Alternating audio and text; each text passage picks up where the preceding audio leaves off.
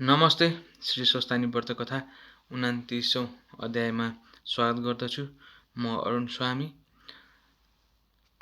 समस्त भक्तजनहरूले पाटी टिभीलाई सब्सक्राइब गरेर यो श्री स्वस्तानी परमेश्वरको व्रत कथा अन्य श्रोता भक्तजनहरूमाझ पुर्याउनलाई सेयर तथा लाइक गरिदिनु हुन अनुरोध गर्दछु। 29औं अध्याय सुरु गर्नु पूर्व गरिने स्तुति पूजाको लागि समस्त भक्तजनहरूले फूल अक्षता र चन्दन लिएर हात जोड्नुहोला। एम ब्रह्मा वरुणेन्द्र रुद्र मरुत स्तुवन्ति दिवै स्थविर वेदैसाङ्ग पदक्रमोपनिषदा गायन्ति एम सामगा ध्यानावस्थित गतेन मनसा पश्यन्ति एम योगिनी ए स्यान्तन अविदो सुरासुरगण देवाय तस्मै नमः श्री मचन्दन चर्तितो जोलपु शुक्लम्बरा मल्लिका मालालङ्कृत कुण्डला पल्विन्मुक्तावली शोभिता सर्वज्ञानिदा पुस्तकधारा रुद्राक्षे मालाकारा भाग्यदेवी बदाम्बुजे वस्तुमित्रलोके माता चिरम मुङ्ग करोति वाचालं पङ्गुलं यत गिरिं यत कृपा तमहं वन्दे परमानन्दमाधवं नमो भगवते तस्मै व्यासामि तेजसे यस्य प्रसाद वैश्यामि नारायण कथाम्यां नारायणं नमस्कृत नरचैव नरोत्तम देवी सरस्वती व्यास ततो जयमुदिराय। सबै भक्तजनहरूले श्री स्वस्तानी परमेश्वरी व्रत कथाको पुस्तकमा पुष्पाञ्जली चढाई एकचित्त भएर कथा श्रवण गर्नुहोला। श्री स्वस्तानी व्रत कथा 29औं अध्यायमा श्लोचनाको व्याख्यान गरिएको छ। म कथा वाचन गर्न गइरहेको छु। तब अगस्त मुनिले विनयपूर्वक फेरि स्कन्द कुमारलाई सोध्नुभयो, हे स्कन्द कुमार, तपाईँका मुखारबिन्दुबाट सृष्टिको सारा क्रम र विष्णुका छलले महादेवसित विवाह भएकी दक्ष प्रजापतिकी छोरी उमाको पवित्र चरित्र तथा दक्ष प्रजापतिकै यज्ञकुण्डमा हामफाली प्राण त्यागेर पछि हिमालयकी पुत्री भई जन्म लिएकी पार्वतीले स्वर्गमा श्री स्वस्तानी भगवतीको व्रत पूजा गरेर फेरि शिवजीलाई नै पति पाएकी अनि पार्वतीकै आज्ञाले पाताल पुगेर अस्वस्थामा ऋषिले प्रचार गरेको श्री स्वस्तानी देवीको व्रत पूजाका प्रभावले ती दुखी नागिनहरू आफ्नो मनोरथ पूरा भई असङ्ख्य सम्पत्ति पाई रमाएको तथा पार्वतीकै आज्ञाले मर्त्यमण्डलमा आई सप्त ऋषिहरूले ती अत्यन्त दुखिनी गोमा नामकी ब्राह्मणीलाई श्री स्वस्तानी देवीको व्रत पूजा गराई लावडे देश अर्थात् लुम्बिनी राज्यकी राजमाता बनाएको एवं श्री स्वस्तानीको निन्दा गर्दा चन्द्रावतीले पाउनासम्म दुःख पाएको र अप्सराहरूको आज्ञाले यथाशक्ति श्रद्धा भक्तिका साथ स्वस्तानीको व्रत पूजा गरेरै त्यस पूजाका प्रभावले उनलाई आफ्ना पतिका साथ मिलाएको कथा श्रद्धासहित सावधान भएर मैले सुनिसके। अब गोमा ब्राह्मणीका बाद मर्त्य मण्डलमा अरू कसले श्री स्वस्तानी देवीको व्रत पूजा गरेर के कस्तो कस्तो फल पाए यसबारेमा पनि 2-3वटा कथाहरू सुन्न चाहन्छु। त्यस्ता जन पनि कोही छन् भने कृपया गरेर तिनको बारेमा बताइ बक्सियोस् भन्दा स्कन्द कुमार आज्ञा गर्नुहुन्छ। हे अगस्त मुनि, गोमाका बाद चित्रवन नामको विचित्रको नगरमा बस्ने धर्मपरायण बाल विधवा सुलोचना नामकी नारीले ब्रह्माको गण्डक स्थलबाट अर्थात् हिमालयबाट निस्की पहाडका गिरिगराका कन्दराहरू हुँदै गङ्गीसित मिल्न दक्षिणतिर हानिँदै बगेकी गण्डकी यानी शाली नदी तथा महिषासुरलाई उसको गर्दनमा समातेर लातका ताल गोद्दा पृथ्वीमा भ्वाङ परेर निस्केकी देवकी अर्थात् धौकी नदी अनि यज्ञकुण्डमा हाम फाली उमाले प्राण त्यागेको सुन्दा दक्ष प्रजापतिका उपार एकाएक उठेको महाक्रोधको झोकमा महादेवले आफ्नो त्रिशूल पृथ्वीमा ग्वाममा घोप्दा पुवाल गरी पृथ्वीबाट निस्केको त्रिशूल नदी भई आफ्नो बाटो हुँदै बग्दै आएर एकै ठाउँमा मिलेका त्रिवेणी अर्थात् 3 आठे चुल्ठो जस्तो बनेकी र पवित्र पानी मिलेर अति पवित्र भएको त्यो 3 नदीको दोभान त नारायणको असाध्य प्रिय स्थल बनेकोले नारायण भगवानले नै सबभन्दा पहिले आफैले त्यस गङ्गामा नुहाई त्यहाँ माघभरि मकर स्नान गरेलाई मरेपछि सरासर वैकुण्ठ पुर्याउने आफ्नो नारायणी शक्ति उहीँ घुसाएकोले त्यहीदेखि संयुक्त रूपमा नारायणी नदी नाम पाएको ठाउँ देवघाट यानी देवघाट अर्थात् सामान्य मनुष्यले मकार राशिभरि सूर्य रहेको दिनमा प्रयागको त्रिवेणीमा त्रिकाल स्नान गरेर स्वर्गको बास पाए झैँ देवताहरूले वैकुण्ठको बास प्राप्तिका लागि मकरभरि नित्य नुहाउने गरेको अनि अप्सराहरूले पनि पौष शुक्ल पूर्णिमादेखि माघ शुक्ल पूर्णिमासम्म नित्य आई नुहाउने गरेको त्यस्तो देवघाटको छेउछाउमै कुटी बनाई धुनी जग्गा योगिनीको रूपमा बसी पद्मासन कसी अघि ध्रुवले चाहिँ ओम नमो भगवते वासुदेवाय, ओम नमो भगवते वासुदेवाय। यो मन्त्र निरन्तर जप गर्दै सूर्यको तेजमा मात्रै मन टक्क अडाई दुस्तर्क चिन्ता दुस्तृष्णा दुर्व्यवहार बेगफाँका गफाडा सारा त्यागी 12 महिना त्यस त्रिवेणीको त्रिकालै नुहाई। प्रत्येक वर्षको पौष शुक्ल पूर्णिमादेखि विधिपूर्वक माघ शुक्ल पूर्णिमासम्म उहिले गोमाले जस्तै गरी नियमपूर्वक व्रतमा रही माघ शुक्ल पूर्णिमाका दिन स्वस्थानीको विधिपूर्वक पूजा गरी 60 वर्षमा 60 वटा स्वस्थानीको व्रत पूजा र त्यसै त्रिवेणीमा 60 वटा नै माघ स्नान गरेकी पुण्यका प्रभावले योगिनी परलोक भएपछि जस्ती भइन्। त्यो रोचक कथा कल्प र चौघडीको बयान सहित अब म तिमीलाई सुनाउँछु। तिमी ध्यानपूर्वक चित्त लाएर कति पनि अन्य मनस्क नभई लौ सुन। हे अगस्त मुनि, पूर्व जन्म हुन्छ भन्ने कुरामा पूर्ण विश्वास नभइकन धर्म कर्म गर्नमा सही श्रद्धा रहँदैन। तसर्थ तिमी पहिले पुनर्जन्म हुने कारणहरू सुन। सत्वगुण, रजगुण, तमगुण मिलेका सूर्यका किरण रहने आकाशमा सत्वगुण प्रधान रहेको समयलाई सत्ययुग अनि रजगुण प्रधान रहेको समयलाई त्रेतायुग तथा रज र तम मिलेर प्रधान रहेको समयलाई द्वापर युग र तमगुण मात्र प्रधान रहेको समयलाई कलियुग भनिन्छ। सत्व भनेको असल हो, रज भनेको उदण्ड हो र कली भनेको महालण्ठ हो। उक्त चारै युगको समूहलाई चौघडी भन्दछन्। यस्ता 72 चौघडीको आधा कल्प या ब्रह्माको 1 दिन हुन्छ अनि त्यति नै समय ब्रह्माको रात पनि हुन्छ। ती दुवैलाई मिलाउँदा 1 कल्प हुन्छ। त्यो आधा कल्पमा 1 अङ्कका सामु 19 वटा शून्य कसैले तेर्सोतिर लेख्दा त्यो 1 स्थानीय मान जति हुन्छ त्यति वर्षको हुन्छ। यी 72 वटा कलियुगका तत्कालीन ब्राह्मणहरूले आफ्ना पुर्खा आर्य व्रतका ब्राह्मण वर्गले आफ्नै सन्तानहरूले मात्र सिद्ध गर्न सक्ने गरी थाती छोडेर गएको ब्रह्माण्ड विजय योग शक्तिको साधना गर्न बिरासिएर च्यात्तै छोडिदिएछन् र तिनीहरूले जे चितायो त्यही गर्न सक्ने शक्ति बिलाएपछि पहिलेका 3 युगसम्म योग बलले चुमुर्काइएका दानवहरूले सूर्य अस्ताएपछि राक्षसी शक्ति बढ्ने अन्धकार रातको पालो आइजै मौका पाएर आफ्नो दानवीय भौतिक शक्तिको विकासको लागि भूमिभित्रबाट निकालिएका गोरूपधारी पृथ्वी माताका हाड रूपी फलाम कोइलाहरू अनि कलेजा फोक्सा रूपी अरू खनिज पदार्थहरू तथा बोसोरूप खनिज तेलहरू एवं मांसरूप भापहरू निकालिएर खोक्री मरड सान्न भएर नारायण नारायण भन्दै आर्ता स्वरले पुकार्न थालेकी पृथ्वीलाई देखि नारायण भगवानले त्यति नै समयका लागि पृथ्वीलाई आफ्नो प्रलय अनि डुबाउने शक्तिको प्रयोग गरी समुद्रले ढाकिदिनुहुन्छ। त्यस प्रलय कालमा पनि तातो न तातो सूर्य, चिसो न चिसो समुद्र, यी दुवै नै निराधार आकाशमा आफ्ना ठाउँमा झुन्डिएकै रहन्छन्। तिनै 2 सूर्य समुद्र नै पुरुष अर्थात् भाले र प्रकृति यानि पोथी हुनाले यिनको सृष्टि कहिले भयो, कसरी भयो र यिनको विनाश कहिले हुन्छ, कसरी हुन्छ भन्ने निदो अझसम्म कसैले पनि निर्गुल गर्न सकेका छैनन्। त्यसै ढाकिएको प्रलयकालको मौकामा नै प्राणीका काटिएका ठाउँमा घाउ पलाए चाहिँ पृथ्वी माताका सबै अङ्ग प्रत्यङ्गहरू पलाएर तयार भइसक्छन्।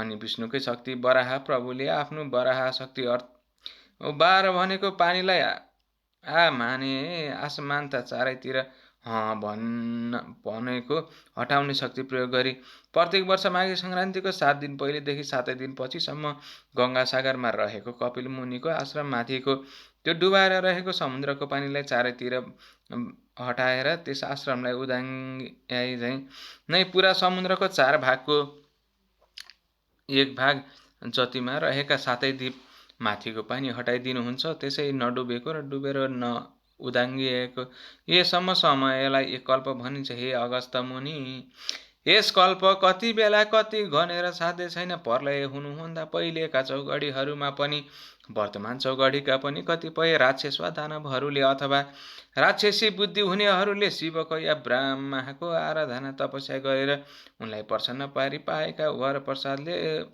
उम्तिएर पाप फैलाई गठ बाँधी सज्जन धर्मात्माहरूलाई पिर्नासम्म पिरे भने बीचबीचमा पनि विष्णुले आफ्नो शक्तिद्वारा इच्छा अनुसारको अवतार लिएर ती सारा दृष्टिहरूलाई मारी सज्जन धर्मात्माहरूको र धर्मको रक्षा पर्ने गर्नुहुन्छ। त्यसरी प्रलयकाल हुँदा पृथ्वी डुबेको अवस्थामा पृथ्वीका चराचर स्थलचर र नवचर प्राणीहरू स्वतै डुबेर मर्दछन् र तिनका प्रेतमाहरू वा प्रेत रूपहरू आफ्नो गुण रूप आकार प्रकार धर्म कर्म पाप पुण्य बोकेर दूरदर्शनका पात्रहरू वायुमा स्थित बिजुलीमा विचरण गरे चाहिँ आफ्नो वंशका साथ लिएर सूर्यलोकमा अर्थात् सूर्यका असङ्ख्य किरणहरूमा नै फलभित्र उसको स्वाद गुण पौष्टिक तत्त्व नदेखिने गरी रहेका हुन्छन्। ती पार्थिव वस्तुको पानीबाट बनेको देखिने हिस्सा काठ पात शरीर जीव चाहिँ पानीमै सड्छन्। नदेखिने तत्त्वहरू जति आकाशमा उठ्छन् र सूर्यका बिजुलीमा फ्लापीमा अक्षरहरू चाहिँ थन्कन्छन्। पछि फेरि कालान्तरमा डुबेको स्थल देखिएपछि पुरुष सूर्य र प्रकृति यानि पानीबाटै बनेको पृथ्वीको मेलमिलापको तारतम्यबाट हुने पहिलेकै सृष्टि दोहोरिन्छन् र दोहोरिरहन्छन्। आमाको शरीरमा सामानहरूले बनेको देहका वस्तुहरू देखिन्छन् र त्यस्तै देहलाई आधार मानेर रहेका बाबुका गुणहरू देखिँदैनन्। अर्थात् शरीरमा नदेखिने जति बुद्धि आदि गुणहरू बाबु सूर्यका हुन्छन्, जति बुद्धि आदि गुणहरू एकै आमा बाबुका सन्तान र एकैचोटि एकै ठाउँमा जन्मेका दुई बालक पनि भिन्न भिन्न स्वभावका, भिन्न भिन्न आकारका, कोही सपुत त कोही कपुत, कुनै पापी त कुनै धर्मात्मा भएका चाहिँ पूर्वजन्ममा जस्तो कर्म गरेर आफ्नो कर्मका साथ सूर्यलोकमा यानि सूर्यका असङ्ख्य किरणहरू रूपी लोकमा किरणकै स्वरूपमा मिलेर रहेका थिए। त्यो किरणले नै बाबु बन्नेका शरीरमा वायु चढे चाहिँ चढी उसका शरीरको तातोमा मिली उसैलाई असिन पसिन पारी तताई आमाको रगतलाई आमा बाबुकै आकारमा जमाउनाले जोर नकाला साथै भ्रूणको विकास गरी सञ्चालन गर्नका लागि स्वाँ गर्दै पलस्त परेकी आमाको गर्भमा आत्मा नामको बिजुलीको रूपमा आफूमा सञ्चित रहेका उसका पूर्वजन्मका संस्कार र सबै बिजुलीमै रहेका काम क्रोधित अदृश्य गुणहरू साथै प्रवेश गर्दछन्। अनि त्यसमा रहेका श्वासोसिद्ध शक्तिले आमाको गर्भको विकृत रगतलाई आमा बाबुकै आकारमा जन्माउने, सञ्चालन गर्ने, बढाउने, हुर्काउने, बुढाउने, मराउने र जहाँबाट आएको हो उहीँ पुर्याउने काम गर्छ। याद राखे कि बाबु चढेको त्यो किरणवासी धर्मात्मा भए पर सरेको 7 रातसम्मको रगतमा अडिँदैन। 8वाँ रातदेखिको रगतमा पापीहरू अडिँदैनन्। 14वाँ रातमा केवल महापुरुष मात्र अडिन्छ। 15औं 16 रातमा चाहिँ पुण्यात्माहरू मात्र अडिन्छन्। 17वाँदेखि कोही पनि अडिन्न। पहिलो, दोस्रो, तेस्रो रातमा कोडीहरू मात्र अडिन्छन्। 4औँदेखि 16औं रातसम्म पनि बिजोरमा छोरी र जोरमा छोरा मात्र अडिन्छन्। 3मा पनि ग्रहणादिमा श्राद्धको दिन, एकछाकीको दिन, मूल नक्षत्र मघान्तमा, रेवतीमा, अष्टमीमा, चतुर्दशीमा, जन्मदिनमा, औँसी पूर्णिमा रहेको गर्भमा अलक्षिणा अडिन्छन्।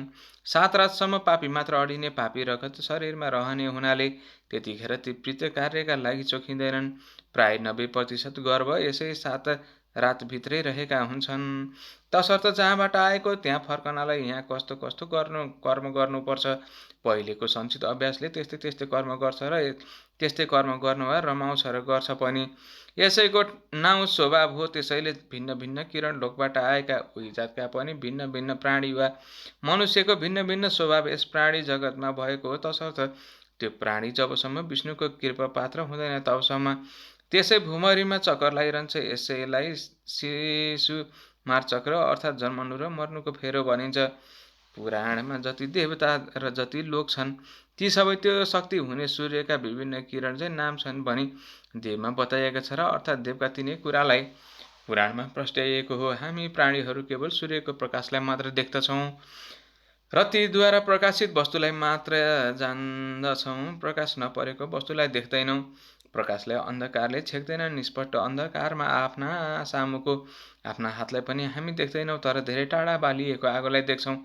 त्यसकारण सूर्यका किरणहरूमा भएका शक्तिहरूलाई जान्नु नै ज्ञान हो। यस्तो यो ज्ञान प्राप्त गर्नका लागि जसरी युवतीको युवकमा र युवकको युवतीमा उनको भित्री अन्तरस्करणमा निरन्तर तन्मनस्कता रहन्छ, त्यस्तै तन्मनस्कता आकाशभरि ढाकिरहेको सूर्यको तेजमा 12 वर्ष रहिरह्यो भने त्यो तेज हृदयभित्रै झल्कन्छ र सकल ज्ञान प्राप्त हुन्छ।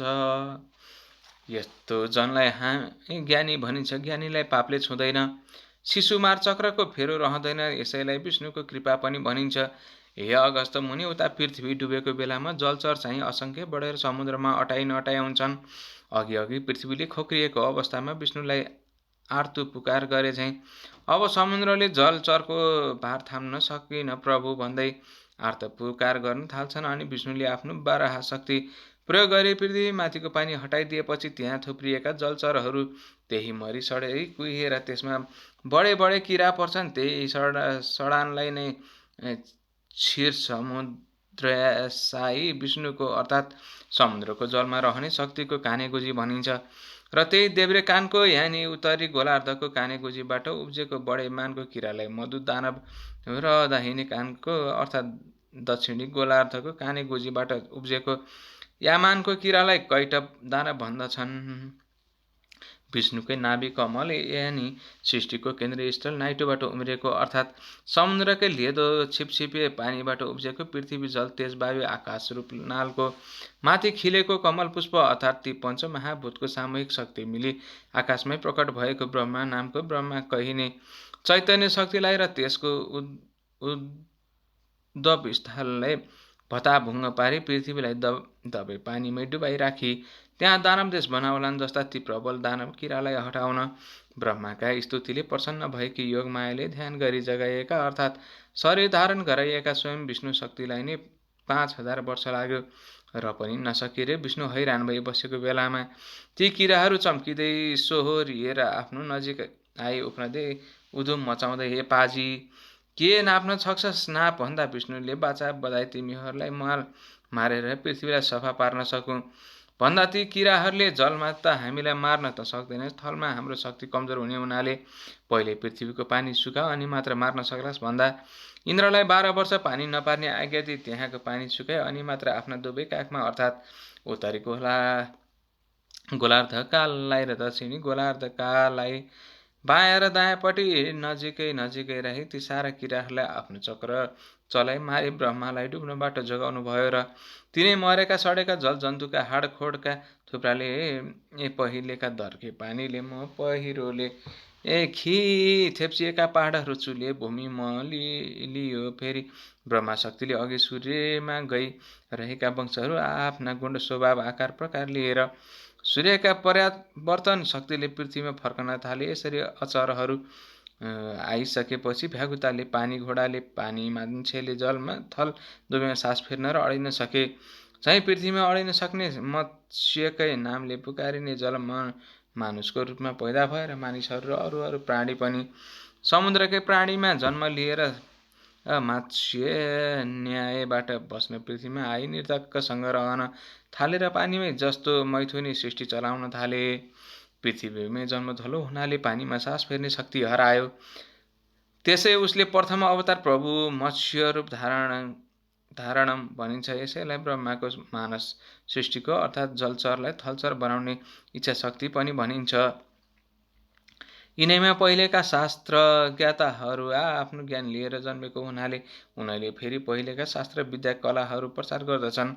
यसै उसले सबै स्थिति पूर्व कल्पमै जस्तै कल्पै पछि दोहोरिन्छन्। जसरी प्रत्येक ऋतुमा पोहोरकै दृश्य दोहोरिन्छ त्यसरी नै प्रत्येक कल्पमा पहिलेकै कल्पका वस्तु चिजबिज नर नारी तिनका आकार प्रकार गुण अवगुण ऋतुका तारतम्य उनै दोहोरिरहन्छन्। यद्यपि उग्र पाप भोग्नका लागि मात्र मानव प्राणी भूत प्रेत पिशाच आदि र त्रिकायोगी यानि तेस्रो शरीर भएका प्राणी भएर जन्मे पनि तिनमा आफ्नो वंशीय गुण र वंश चलाउने शक्ति हुँदैन। त्यसको संस्कार उसको आदि योनिको नै रहन्छ। हे अगस्त मुनि, जसरी समुद्रमा रहने सागरको पानी सूर्यका तापले ताती बाफ बनेर सागरमा पुगी ओम खम ब्रह्मा ओम माने सत्व रज तमयति गुणले मिलेको, खम माने आकाश नै, ब्रह्मा माने ब्रह्मा हो भने वेदको यो अन्तिम निर्णय अनुसार नै आकाशमा थुप्रिएको त्यो बाफ नै सूर्यमा रहेको बालाहक नामको शक्तिले बादल बनी त्यही बादल नै बलाहको स्वामी इन्द्र शक्तिले चिसो पानी बनी पिरिरी बजाउँदा चेपबाट चेपिएर निस्केको मुखभित्रको त्यो त तातो बाफ्ने बाहिरको खुला चिसो बतासमा ठोकिँदा आवाज निस्के चाहिँ बादलमाथिको तातो हावा चेपिएर मेघभित्रको चिसो हावामा मिल्दा बादल गर्जने दर्शनढुङ्गा बजार्दा झिल्का निस्किए चाहिँ बादलमाथिको तातो बतासको बेग मेघभित्रको चिसो हुरीमा ठोकिँदा त्यो दुवैको आघातको बेग जुधेर जुदाईको बिचमा परेको पानीलाई चट्याङ बनाउँदै चम्कने बिजुलीलाई ठेली पानीको रूपमा मेघ पानी विद्युत बतास र आकाशको संयुक्त शक्ति नै जल शाही साकार विष्णु हो। त्यस्ता विष्णुको चरणोदक अर्थात् मेघको पानी ब्रह्माको कमण्डलु यानि मेघ मणिको आकाशबाट पृथ्वीमा पृथ्वीको टाउको रूप शिवको शिर मानिने हिमालयमा दर्की शिवको जटा र मान सरोवरमा जम्मा भई भरिएपछि त्यहाँ नअटाई त्यो नअटाएको पानी भगीरथ प्रत्येनले अर्थात् जति अग्लो पहाडबाट खदारिँदै भिर पहारा ढुङ्गा मुढामा बजारिँदै पाखा भित्तामा ठोकिँदै छिया भई बल्ल तला बडा मुस्किलले सम्ममा आइपुगी एकछिन पनि नबिसाई बिस्तारै निरन्तर बग्दै गई फेरि सागरमा मिल्छ र फेरि ताती बाफ बनी सागरमा पुगी पानी रूपमा वर्षी उसै सागरमै आवागमन गरिरहन्छ। बाफभन्दा पानी नदेखिए पनि पानी मरेको अर्थात् बिलाएको हुँदैन। जसरी अन्न फलफुलमा रहेको पोषक तत्त्व गुण स्वाद देखिँदैन तर खाएपछि अनुभवले हुन्छ भन्ने थाहा हुन्छ, त्यसरी नै पानीबाट बनेको यो शरीर अनि सूर्यबाट मिलेको त्यसमा रहेको शक्ति नदेखिए पनि बिलाएको हुँदैन। त्यसरी नै यो सृष्टि स्थिति प्रलयको आवागमन पनि भइरहन्छ। पानीको यस्तो आवागमन देखेर पानीबाट बनेको यो शरीरको पनि आवागमन भइरहन्छ भन्ने कुरो यसै अनुमानले ठम्याउनुपर्छ। यही आवागमन भइरहने हुनाले यसलाई सञ्चालक भगवान विष्णुलाई चक्र पाणी अर्थात् हातमा चक्र लिएर सृष्टि स्थिति प्रलयको रूपमा घुमाइरहने भन्दछन्। यिनै सब कारणले आकाशको जललाई विष्णुको चरणोदक र सृष्टि स्थिति प्रलयको आदि कारण वर्षेको जल नै हुनाले विष्णुलाई जलशाही भन्दछन्। क्षीर सागरमा शेषशय्या गरी सुतेका लक्ष्मी युक्त अर्थात् क्षीर माने दुध झैँ सेतो प्रकाशमय सागर माने अथवा आकाशमा व्याप्त विद्युत नै निराकार विष्णु हो र त्यस विद्युतमा निज शक्ति नै लक्ष्मी हो भने प्रकृति रूप जललाई अँगाली मेघ रूप धारण गर्ने शक्ति सम्पन्न विद्युत चाहिँ विष्णुका साकार रूप हो। यद्यपि समुद्रमा बड बानल नामले व्याप्त रहेको विद्युत पनि सूर्यबाटै समुद्रले संग्रह गरेको हो तापनि आकाश रूप क्षीर सागरमा रहेका विद्युत निठा तातो हुनाले ऊ पुरुष हो र जलरूप क्षीर सागरमा रहेको विद्युत चिसो तातो मिलेकाले प्रकृति हो। पुरुष भाले हो र प्रकृति पोथी हो। भाले पोथीको मेलबाटै सृष्टिक्रम चल्ने हुनाले दुवैको विद्युत तातो मिली एउटै आत्मा बने पनि भाले पक्षको शक्तिलाई परमात्मा भनिन्छ र पोथी पक्षको शक्तिलाई जीवात्मा भनिन्छ। परमात्माले शरीर सञ्चालनका लागि आवश्यक पर्ने बल विद्या बाणी आदि समस्त शक्ति दिए पनि तिनलाई प्रयोगमा ल्याउने काम जीवात्माले गर्छ र त्यस कर्मको भोग पनि जीवात्माले नै भोग्छ। परमात्मा त केवल उसका कामको साक्षी मात्र भएर रहन्छ। त्यसैले हामीले झुटो बोल्दा साथसाथै साक्षीले झुटो भन्ने बकिरहेको हुन्छ। एउटै आत्मा भए एकैचोटि दुई कुरो बक्न सक्ने थिएन भन्नेहरूलाई दैतवादी भन्दछन् र आखिर समुद्रले धारण गरेको विद्युत पनि सूर्यकै बिजुली त हो नि। जसरी अरू शक्ति दिए त्यो दैत शक्ति पनि दिए ऊ दिन्छ मात्रै स्वयं भोग गर्दैन भन्नेहरूलाई एकेश्वरवादी भन्दछन्। हे अगस्त्य मुनि, अहिलेसम्मको मेरो भनाइले त्यो विष्णु त जडात्मक पो रहेछ भन्ने भान तिमीलाई पर्यो होला। त्यसो भान हुनु स्वाभाविकै पनि हो, किन्तु जलथल तारा नक्षत्र ग्रह गण सहितको समस्त आकाशमा व्याप्त भएर रहेका त्यो विद्युत रूप विष्णु त सदा सतचित आनन्दमय स्वरूपमा रहेको छ।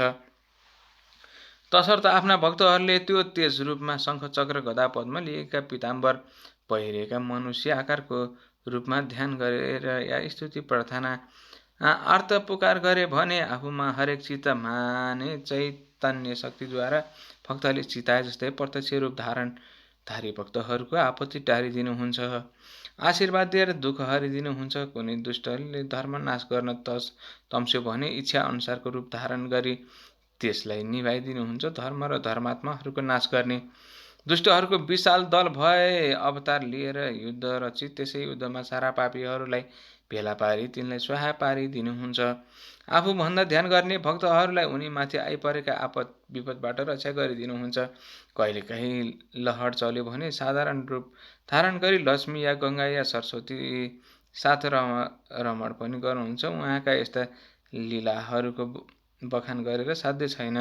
भगवानका यिनै सब लीला र मनुष्यहरूमा भित्रभित्र स्वभाव तथा गतिविधि एवं उनको विचारधारा हुनु नै पूर्व जन्मको अनुमानको कारण हो। यिनै सब कुरा नै हुन् पूर्व जन्म हुने कारणको प्रत्यक्ष विवरणहरू।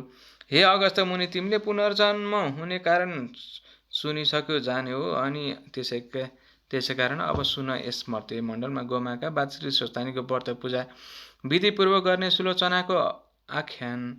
अहिले यतिखेर चलिरहेको कल्पलाई पद्मकल्प भन्छन्। यस कल्पको यो 28औं चौघडीको अन्तिम युगको प्रथम चरण चालु छ। यसभन्दा 11औं चौघडी पहिले अर्थात् 18औं चौघडीको त्रेतायुगको अन्तिम चरणमा हिमालय प्रान्तको पहाडी प्रदेशको दक्षिणी भागमा रहेको नारायणी नदीको पूर्वपट्टि भएको चित्रवन नाम गरेको राज्यमा शासक सुरसेन सिंह नामक राजा थिए। तिनको राजधानी नारायणगढ नामको नगर थियो। राजधानीमा भव्य बजार थियो। राज्यका अरू ठाउँमा पनि राम्रा राम्रा बजार सजिएका थिए।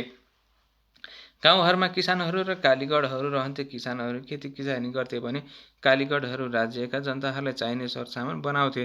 राजधानीबाट केही पूर्व त्यतिखेर सन्दकपुर नाम गरेको बजारको वरिपरि रहेका 8-10 गाउँमा जजमानी गर्ने पुरेत बाजे तुलसीराम आचार्य नाम गरेका गाउँले पण्डित थिए। उनी हँसमुख मिलनसार परिआउँदाहरूलाई सकेको सघाउने, चतुर्मासभरि गाउँवासीहरूलाई पुराण सुनाउने अनि वैशाख पुरुषोत्तम कार्तिक एकादशीका महात्म्यहरू पनि ती महिनामा वा तिथिहरूमा बताउने, तिथि व्रतहरूको उद्यापन तथा पूजापाठ अनि श्राद्ध नवारण व्रतबन्ध विवाह आदि पनि शुद्धसँग विधिपूर्वक गराउने, परिआउँदा सप्ताह पनि भन्ने अनि हात हेर्ने, कुण्डली हेर्ने, चिना टिप्पणी लेखिदिने तथा बिस्तुर नजाने झारफुके काम पनि गर्ने एवं टपटुयाँ घरेलु ओखती पनि गरिटोपल्ने हुनाले उनी उनका जजमानहरूका अत्यन्त प्रियपात्र थिए।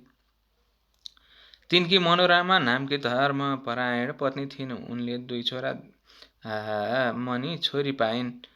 ती छोरी असाध्यै राम्री थिइन् र तिनका हेरिरौँ जस्ता आँखा हुनाले सबैले उनलाई सुलोचना भन्दथे। ती सानैदेखि शिववती थिइन्। उनी 12 वर्षकी भएपछि उनका बुबाले उनको विवाह कर्मनारायणीकै डिलमाथि नै बनेको भव्य मन्दिरमा रहेका सिद्धिविनायक नामका गणेशका पुजारीका लायक घुँडी छोरा श्रुतधरका साथ गरिदिए। त्यस बेलाको रीति अनुसार पर नसरिकन घर नपठाउने चलन हुनाले बाबुले छोरी अन्माएनन्। 1 वर्षपछि माइका रोगले श्रुतधर एकाएक मरे। बिचराले दण्ड नहुँदो 14 वर्षको उमेरमा विधवा हुनु पर्यो। घरकाले अलछिन्याही भनी घरमा ढिम्कनै दिएनन्। भाउजूहरूले चाकर्नी बनाए।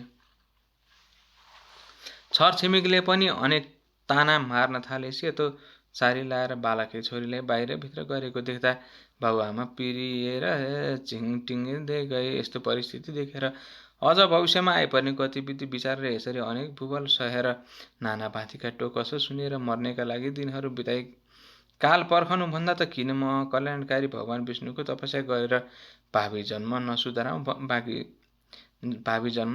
भन्ने मनमा सोची एक दिन मौका पारेर उनले आफ्नो मनको तर्क वितर्क आमालाई भनिन्। आमाले बुबालाई सुनाइन्। तब बाबुले यसो मनमा गमेर छोरीको विचार त ठिकै हो भन्ने ठानी उसको इच्छा पुर्याइदिने तारतेममा लागे।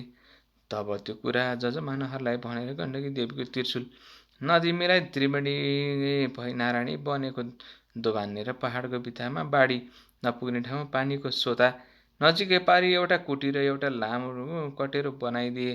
त्यसपछि उनको रक्षा र सेवा अनि हेरचाहका लागि 7वटी अधवैँसे विधवाहरूलाई उही उसै कटेरोमा राखी छोरीलाई कुटीमा बसालिए। जजमानहरूलाई भनेर ती सबैलाई खाना पानको सारा व्यवस्था मिलाइदिए।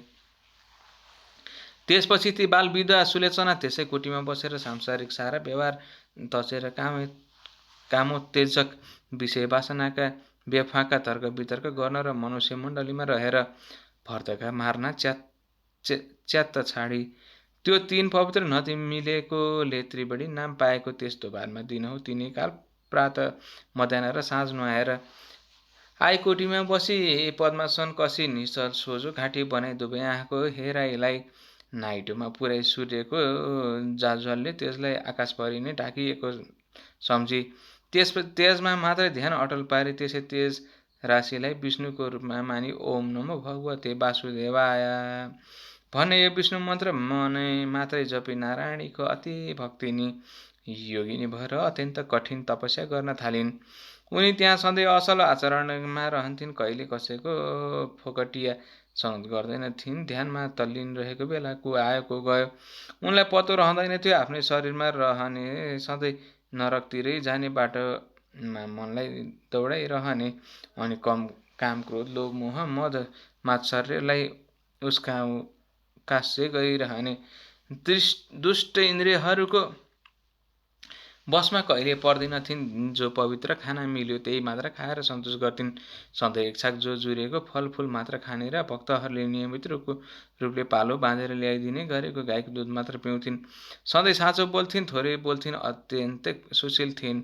सदा प्रसन्न रहन्थिन्। नारायणी शक्तिले मोहित भएर दर्शन गर्न आएका भक्तहरूले ल्याएका चढाएका वस्तुहरू पनि विशाल दिल भएकी उनी वरिपरि आसपासमा रहने दुखी दरिद्रहरूलाई बाँडिदिन्थिन्।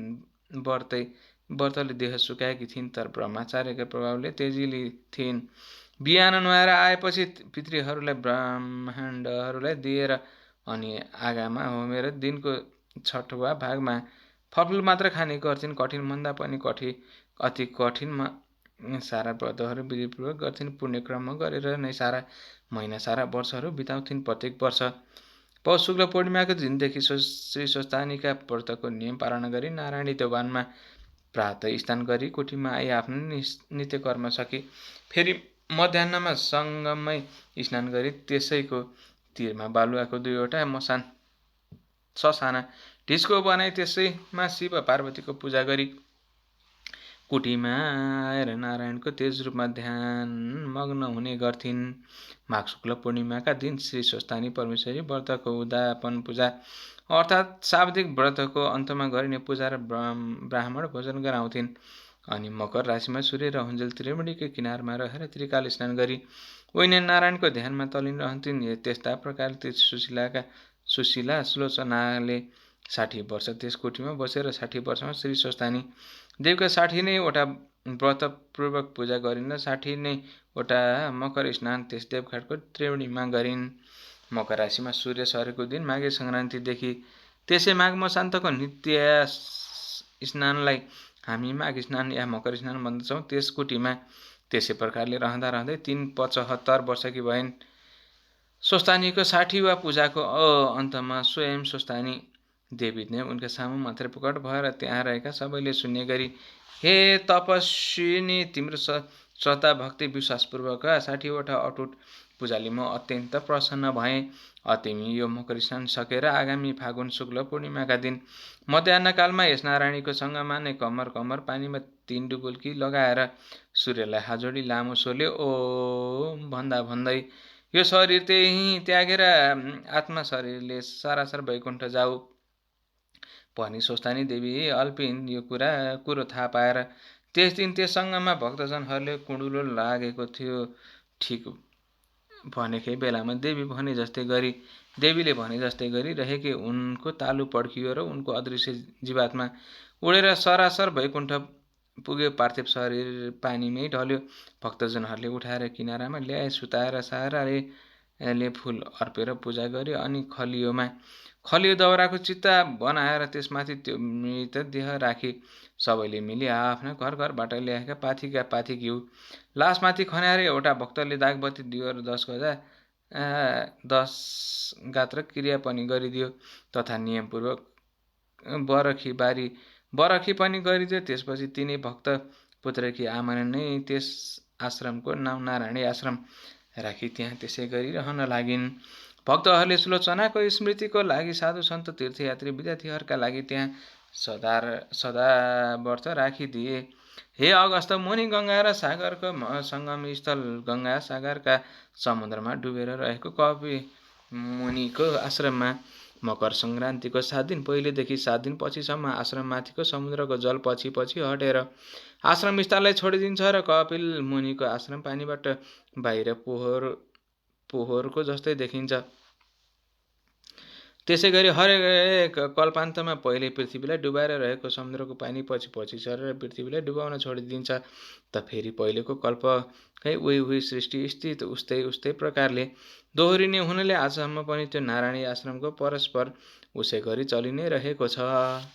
हे अगस्त्य मुनि, जब ती तपस्वी सुलोचनाले देह त्याग गरिन् तब उनको जीवात्मा तत्काल वैकुण्ठ धाम पुग्यो र श्री सुस्तानीको आशीर्वाद र विष्णुको प्रसन्नताले गर्दा पद्मा नाम गरेको अप्सराहरूको रूप धारण गर्यो र विष्णुले आफ्नो इच्छा शक्तिले तयार पारिएको सबै ईश्वरले भरिभराउ भएको नयाँ स्वर्ग पुरीमा सकल सुख भोग भोग्दै 40वटा युग अर्थात् 10 चौघडीसम्म त्यहीँ रहिन्थ्यो। स्वर्ग यसै शरीरका आँखाले देख्नका लागि जस्तै दूरदर्शक स्थानबाट विशेष कृत्रिम बिजुलीद्वारा अन्तरालको नदेखिने व्याप्त बिजुलीमा फ्याँकिएको अनि अदृश्य रूपमै त्यहाँको प्रकृतिको बिजुलीमा अदृश्य रूपले अनेक भएर फैलिएको दर्शक स्थानबाट फ्याँकिएको दृश्य जतासुकै देख्नलाई अर्कै यन्त्रको र विशेष बिजुलीको खाँचो पर्छ। त्यस अन्तरालको बिजुलीमा अदृश्य रूप रहेको त्यो स्वर्ग देख्नलाई पनि तपस्याले आफ्नै शरीरबाट उपार्जन गरेको सृष्टिबाट दिव्य दृष्टि चाहिन्छ। आफ्नै शरीरमा उपार्जन गरेको दिव्य दृष्टि चाहिन्छ। त्यो दिव्य स्वर्गपुरीमा 40वटा युग बिताएपछि एक दिन एकाएक टुप्लुक्क त्यहाँ आइपुगेका ब्रह्माले आफ्ना इच्छा शक्तिले उनको त्यो पद्म शरीरलाई अत्यन्त राम्रो रूप र जिउडालेको शरीरमा परिवर्तन गरेर आफ्नै लोकमा लगी तिलोत्तमा नाम राखिदिनु भयो र भन्नुभयो, हे तिलोत्तमा पुत्री, तिम्रो यो अति राम्रो रूप राशिलाई देखेर म आफै पनि आश्चर्यचकित छु। त्यसकारण म तिम्रा पुण्यका प्रतापले बनेको यो शरीरलाई कहिले पुण्य क्षय नहुने बरु बढ्दै जाने तथा सारा ऐश्वर्यले भरिभराउ भएको परमधाम सूर्य लोकमा पठाइदिन चाहन्छु, जहाँ गएर तिमी आकाशमा सूर्य भगवान रहन्जेल यस्तै रूप र जिउडाले सकल सुख भोग्दै रहिरहनेछौ। यस्तो सूर्य लोकमा पठाउन मैले मात्र हुँदैन, समस्त देवताहरूको पनि सहमति चाहिन्छ।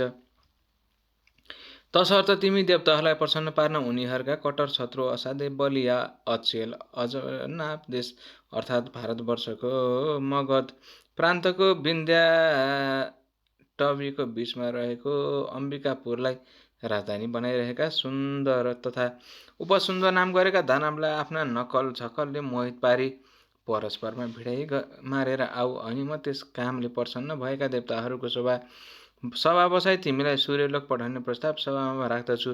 तिम्रो कामले रिझिएका देवताहरूले अवश्य मेरो प्रस्ताव स्वीकार्नेछन्। तब म तिमीलाई सूर्यलोक पठाइदिनेछु भनेर हराएपछि ती तिलोत्तमा बनेकी सुलोचना तब तुरुन्तै ती दुवै दैत्यलाई मार्न त्यो ब्रह्मलोकबाट बिडा हातमा लिएर योग मार्गको अर्थात् जहाँ चिताए उहीँ पुगिने शक्तिले जहाँ ती दानव रहन्थे त्यहाँ पुगिनले त्यहाँको पवित्र जल भएकी रेवा नदीको जलमा नुहाएर कलेजी रङको सारी पहिरेर रङ मिल्दो चौबन्दी चोलो लाएर सारा श्रृङ्गार पटारका सामानले सजिएर पाउ जेब र करधनी छमछम पार्दै चुराहरू छन्काउँदै पहाडी सोताको नजिकै रहेको अशोक वृक्षको मुनि फेदमा रहेको केही अग्लो चेप्टो ढुङ्गामाथि बसेर सेतो चमेलीको फुलले बनेका गजरा शिरमाथि मेहराब आकारले सजेर रङ बिरङका गुणकेशरीका लहरा चुल्ठामा लड्काएर कञ्चन हारले कण्ठ सजाएर हल्लो दुर्कन कानमा लगाएर सुनिरहँ जस्तो मिठो गीत गाउँदै 6वटै स्वरले वीणा बजाउँदै बसेकी हेरिरहँ जस्तो चन्द्रमाको चाँदनी जस्तै रूप भएकी नारीलाई ती सुन्दर तथा उपसुन्दरका सिपाहीहरूले देखेर छक्क पार्दै तुरुन्तै हाफझाफ गर्दै सुन्दर उपसुन्दरका पास पुगेर हतारिँदै त्यस स्त्रीको बारम्बार वर्णन गर्दै भन्न लागे, हे महाराज, त्यहाँबाट नजिकै के अगाडि नै साक्षात् कामदेवलाई नै पनि मोहित पार्ने जस्ती देवी हो कि दानवी हो कि यवनी हो कि यक्ष हो कि को हो, स्त्रीहरूमा रत्न समान कि मानव रत्नै रत्नले बनेकी जस्ती 16 सिंगारले सजिएकी कोही युवती मधुर स्वरमा बिडा बजाउँदै बसेकी छ।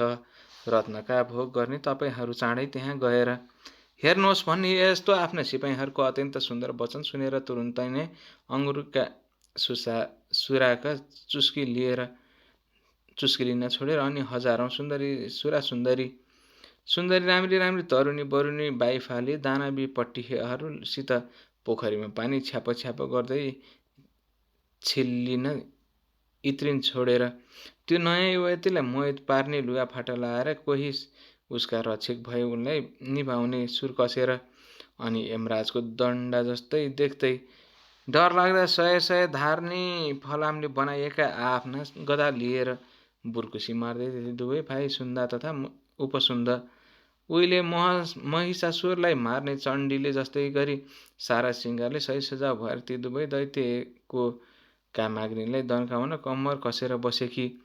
त्यो तिलोत्तमा पाठौँ पुगेर उनको अगाडि पुग्ने बित्तिकै उनको रूप राशिले लट्ठिएका तथा सुराले उन्मत्त भएर पातिएका ती दुवै भाइले परस्परमा भन्न लागे, हे भाइ, यो सुन्दरी मेरी नै स्वास्नी हुनेछ। अनि अर्कोले भने, हे दाइ, यसलाई तपाईँ त्याग्नुहोस्, यो कर्के आँखावाली मेरी नै स्त्री हुनेछ।